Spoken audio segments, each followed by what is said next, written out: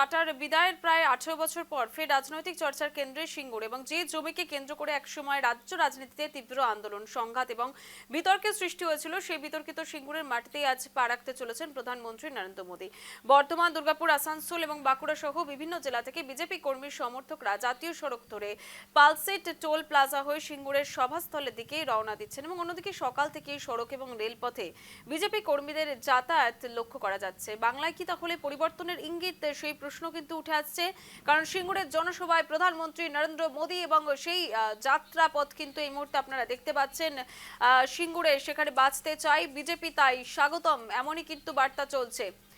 সেখান থেকে প্রতিবেদন তুলে ধরেছেন আমাদের প্রতিনিধি প্রবীর মণ্ডল, দেখে নেব। টাটার বিদায়ের 18 বছর পর এই সিঙ্গুরের মাটিতে পা রাখতে চলেছেন দেশের প্রধানমন্ত্রী নরেন্দ্র মোদী। আজকের তিনি সিঙ্গুরের মাটিতে, যে মাটিতে শিল্প হওয়ার কথা ছিল, সেই মাটিতে জনসভা করতে চলেছেন। সেই জনসভায় থেকে শিল্প নিয়ে কি নতুন ঘোষণা করতে চলেছে, সেই দিকে কিন্তু লক্ষ্য আজকে সকলের।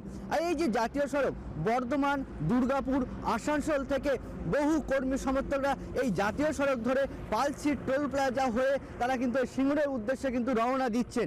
সবারই আজকে লক্ষ্য এই সিঙ্গুরের মাটিতে দাঁড়িয়ে শিল্প নিয়ে নতুন কোনো ঘোষণা করবেন দেশের প্রধানমন্ত্রী নরেন্দ্র মোদী।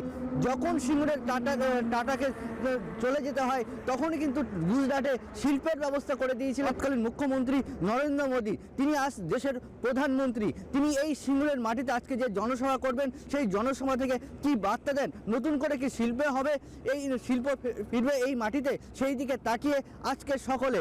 বর্ধমান থেকে প্রবীর মণ্ডল, নিউজ লাইভ বাংলা।